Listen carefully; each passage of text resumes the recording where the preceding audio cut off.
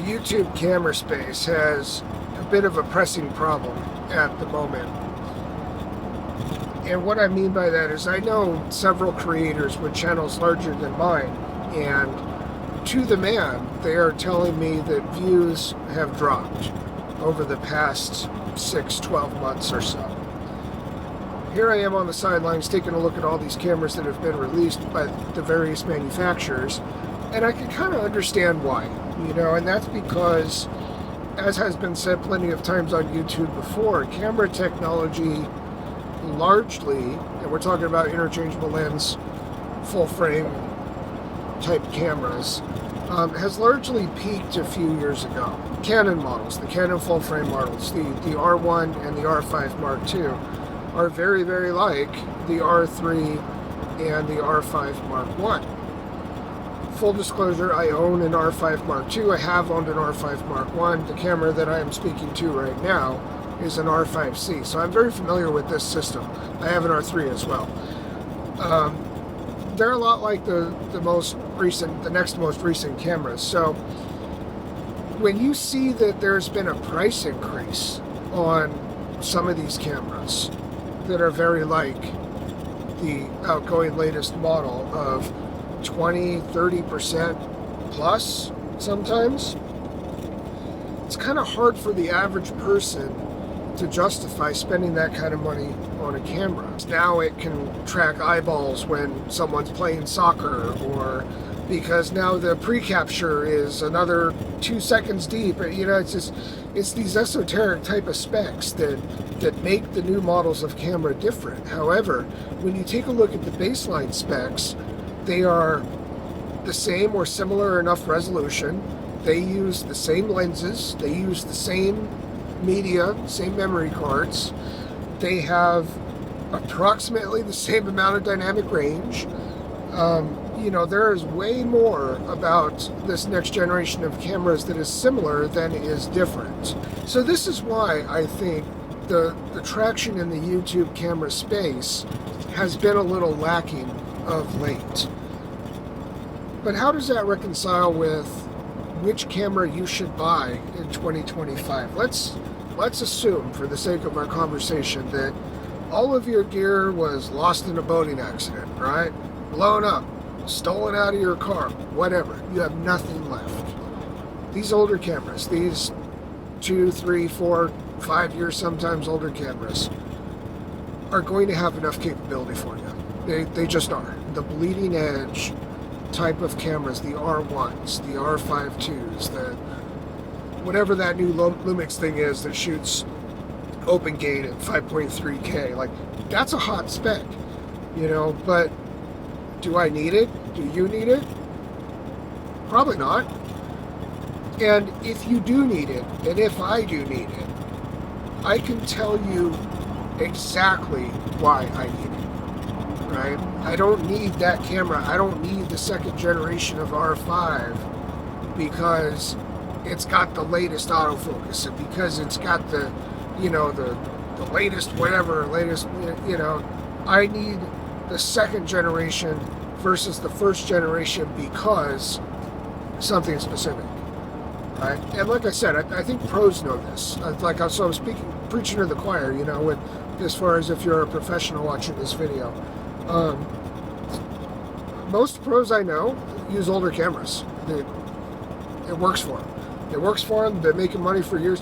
There are a lot of, especially in portraiture, there are a lot of portraiture photographers that are using DSLRs. They're out there using 5D4s, 5D3s, and such. So let's war game this out a little bit. Me as a real estate photographer, all of my gear lost in a boating accident.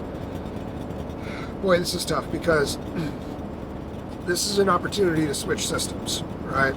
That's another thing that all the YouTubers are kind of neglect a lot is everybody, if you watch these camera channels, think it's so easy to switch systems when the new hottest whatever Fuji comes out or whatever it is, and it's like, no, when you got like 5 figures plus in glass for these systems, and like, for instance, for the Canon system, the RF glass is like super proprietary, right? They don't even open their lens mount to third-party manufacturers. These lenses only work on these cameras and a few reds.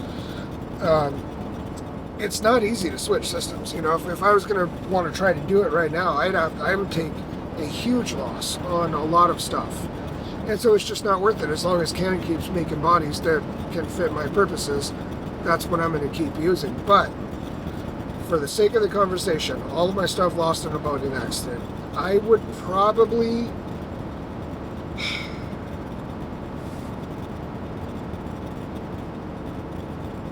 I don't know, man. If I have the opportunity to check out something different, and you know, anything different, any other brand is going to have strengths and weaknesses compared to what you already have. I've been in the Sony world before. Their last couple releases have been really odd and underwhelming. And it's what ecosystem do you want to be in, right? I would probably give Fuji a very hard look. Very hard look.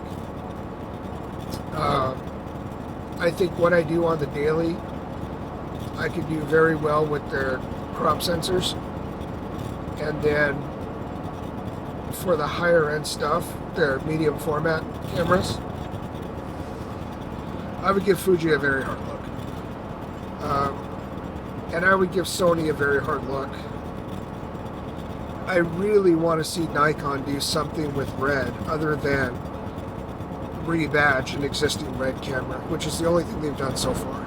I just don't know if I could take Nikon seriously. I didn't know if I could take Nikon seriously when they were only Nikon. You know, now that they're red, it's like, hey, great, but you haven't done anything yet. So I still don't know if I can take them seriously. I don't know, but it would probably not be the latest, greatest one of whatever. You know, it would probably, I mean, if I was starting over from scratch and I got all my gear jacked, I certainly can't afford to, in one fell swoop, replace everything that I've just lost. So I would buy the basics. I do believe in buying quality, so I would still buy pro level stuff, but I would buy the basics and fewer of them than I have right now at first. Because you're talking, like, if we're talking everything was jacked, you're looking at tripods, geared heads, lights. I mean, you know, there's a lot of stuff, right? And so you can't get all that at all at once. But maybe some people can. I'm not that people. But I'd buy a used camera, man. Like, I would. I'd buy either a used camera or I'd buy last year's model, you know, that's still in production, but not the bleeding edge, because those are the ones that you got discounts on. And I'll tell you what, man, like, what you can do with an R5 II, you can do with an R5 I.